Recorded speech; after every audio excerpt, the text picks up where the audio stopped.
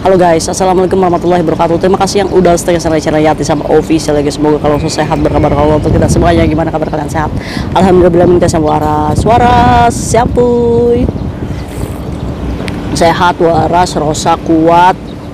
Apalagi cuy doanya. Kalian punya hajat apa? Sekalian abis beli apa nih? Coba kasih tahu Kak Isyam. Kepo Kak Isyam.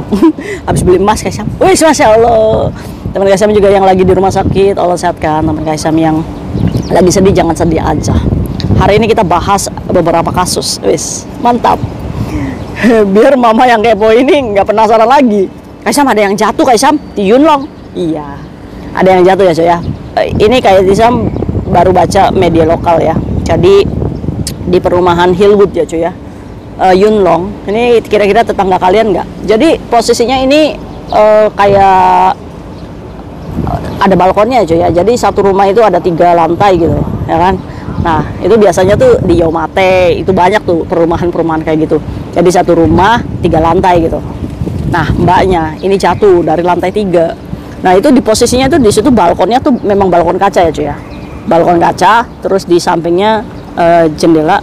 Nah kita nggak pernah tahu nih gimana caranya mbak itu kepleset atau dia jungkir-jungkir gitu kan.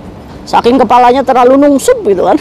Jadi dia kepleset atau dia pakai sandal yang begini-begini, jadi ujung-ujungnya kepleset juga. Nah jatuh cuy dari lantai 3. Untungnya lantai 3 enggak lantai 25. Kalau 25 ya wassalam.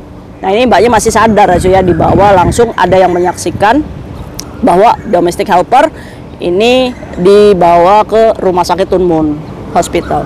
Nah ini identitasnya belum diketahui ya, Indonesia atau warga asing lainnya. Yang pasti dia ini posisinya domestic helper dari lantai 3 balkon, umurnya 31 tahun ya, seumuran kayak Isyam ya, seumuran kalian ya, masih muda.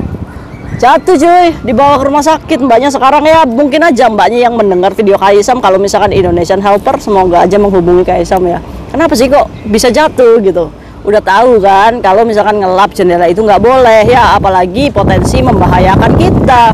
Kita wajib menolak. Atau ini karena inisiatif kita sendiri aja pengen kacanya bening gitu. Ini masih pagi-pagi, masih ngelindur apa mbak? 8.30 polisi ini menerima laporan ya bahwa ada yang terjatuh. Untungnya dibawa ke rumah sakit itu di dalam keadaan yang sadar. Alhamdulillah masih sadar ya cuy.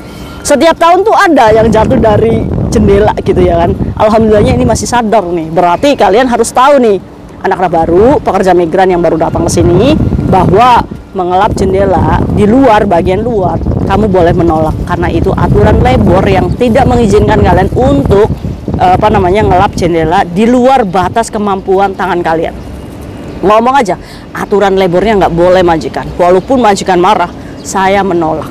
Ya, kamu harus berani. Jangan iya-iya aja. Karena apa? Karena kita beranggapan bahwa jendela itu gampang kok untuk dilap. Ya kan? Tapi ujung-ujungnya kita kena kedebluk. Aduh. Nyawa kita nggak ada di toko cuy. Udah, nggak apa-apa. Tolak aja. Majikan marah-marah, biarin bodo amat, kita ikutin aturan aja. Oke? Nah, itu jadi kabarnya itu ya yang di Yunlong. Mbaknya jatuh ya, semoga segera sehat ya. Nah, yang kedua, TVB lagi gempar, ada dukun di Yunlong lagi. Ini dukunnya dari Thailand, wis gaya. Dukunnya Thailand banyak, ada sajennya di situ, ada lilin, ada apa. Iya, saya nonton itu di TVB. Itu dukun apa? Jadi ceritanya cuy, ada orang lokal di sini. Dia itu mendukuni suaminya supaya jangan selingkuh. Cuma dukunnya ini lucu. Kalau enggak rambutnya, KTP-nya katanya dukun minta KTP. Terus handuknya atau pasta giginya yang sudah dipakai sama suaminya ini digodok jadi satu. Biar di jampi-jampi aja ya. Nah, istrinya ini mendukunkan suaminya supaya tidak tergembang dengan perempuan-perempuan pelakor di luar sana. Ada ya, padahal istrinya tuh udah menua gitu kan. Takut mungkin warisannya dibagi ya. Soalnya kan kalau orang sini ya cuy ya, kalau bercerai itu harta waris itu dibagi 2 ya cuy ya. Nah mungkin istrinya juga nggak mau harta waris suaminya ini jatuh ke pelakor gitu kan. Nah, akhirnya mendukuni. Dikadalin sama dukunnya. Gila, bayarnya mahal banget. Pertemuan pertama dukun ini minta 20.000, pertemuan kedua dia minta 20.000 Hong Kong dolar. Sampai ujung-ujungnya dia sudah membayar 72.000 Hong Kong dolar. 150 juta cuy. Nah, dia ini baru sadar kok dukunnya minta duit aja ya, tapi suami saya kok masih ganjen di luar sana. Akhirnya dia menghubungi TVB untuk show up tuh, diselusuri cuy. Aduh memang ya cuy ya, kalau misalkan di Hong Kong itu sewa sifu kayak gitu, kalau kita sebut tuh kalau di Hong Kong itu somanfung ya, jadi untuk apa namanya, dukun Cina lah intinya seperti itu. Tapi ini dari Thailand dukunnya numpang di sini, terus deportasi aja ya. Ya kan, dia ini menggunakan media ini apa namanya, media Facebook, WhatsApp kayak gitu cuy, promonya. Nah nggak tanggung-tanggung dia ini bisa memikat laki-laki, terus mempercepat pernikahan katanya. Terus kalau misalkan kalian benci sama orang itu bisa. Terus kalau misalkan karir kalian, ya intinya dukun-dukun yang kayak teman-teman kita yang ada di Indonesia. Kayak gitu. Nah berbicara dukun, Kaisam juga mau ngebongkar nih, awas ya, praktek dukun-dukun yang di Indonesia ini bekerja sama dengan anak-anak yang membuka panti pijit. Biasanya kayak gitu. Ada kejadiannya di daerah Samsuipo di situ ya. Jadi dia ini membuka praktek bahwa apa namanya, pijit ya, ujung-ujungnya dia bisa menerawang bahwa yang dipijit ini memiliki problem.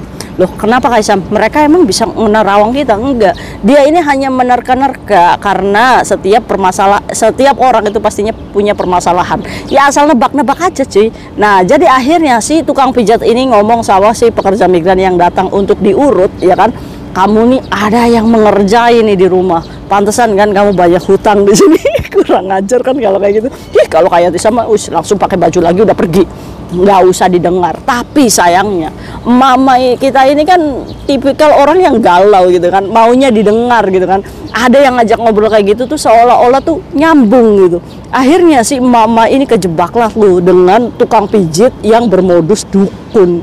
Akhirnya saya punya kiai ya kan, berkedok kiai di Indonesia, saya hubungkan dia sama dia, mau nggak kamu dibersihkan badannya semuanya, ya kan. Ada harapan di mana dia ini pengen memperbaiki hidupnya, jadi diiyakan saja. Awalnya 500.000 maharnya seikhlasnya, terus naik lagi sampai di rumah baru dia sadar, kok saya kasih duit gitu aja ya, untuk apa ya. Akhirnya dia baru sadar kalau misalkan dia dikerjai dukun palasu. Ini buat kalian ya, awas ya, yang melakukan pijat-pijat, teman-teman kita yang membuka praktek pijat-pijat seperti itu, ngomong aja kalau misalkan sudah ada mistik-mistiknya, rai kamu itu mistik kayak setan. Jangan didengar ya cuy ya, percaya itu sama Allah. Udah hadapi semuanya. Yang punya masalah itu bukan cuma kamu, Kaisam juga punya masalah, teman-teman kita juga punya masalah ya. Jadi jangan pernah menganggap bahwa kamu adalah orang yang paling menderita, orang yang paling sakit hati, atau orang yang paling dizolimi. Yang penting kaliannya yang pertama, satu, jangan hanya sekedar percaya sama Allah, tapi kamu juga harus tanamkan keyakinan dalam hati kamu bahwa Allah maha segala-galanya. Allah maha pembolak-balik rezeki, Allah maha pembolak-balik hati, ya kan. Kalau misalkan saat ini kalian lagi patah hati, ya sudah, jalani saja sakitnya, prosesnya. Dari proses itu kalian akan kuat. Kalau saat ini kamu keuangannya lagi nol banget, ya hadapi. Mungkin dari sini kita belajar, oh hidup untuk sederhana. Jadi saat kita punya rezeki lagi, kita sudah terbiasa dengan hidup nggak sombong ya. Ambil dari segi positifnya. Barangkali yang hari ini diterminate sama majikan, ayo move on, semangat, saya harus cari majikan baru. Bukan kenapa saya ini diterminate, ya salah ya cara berpikir kayak gitu ya. Ya pokoknya kalian harus kuat, hati-hati, say no to dukun. Jangan kasih kesempatan atau celah dia untuk memanipulasi otak kamu, mencuci otak kamu seolah-olah hidup kamu memang dibuat oleh orang, kamu itu ciptaan Allah ya. Jadi itu udah nggak mempan lah cuy. Oke? Ada-ada aja ya cerita. Kalian punya cerita nggak tentang dukun? Pernah nggak sih kalian mendukunan? Atau jangan-jangan kalian sebelum ke Hong Kong dikasih jimat-jimat lagi? Buang, mulai sekarang jimat itu dibuang ya. Setan itu di dalamnya, kamu tidur sama setan. Mungkin itu aja cerita, yang nggak tahu cerita apa ini, ambil kisah baiknya, jangan dicontoh ya. See you next video, bye bye. Assalamualaikum warahmatullahi wabarakatuh. Bye.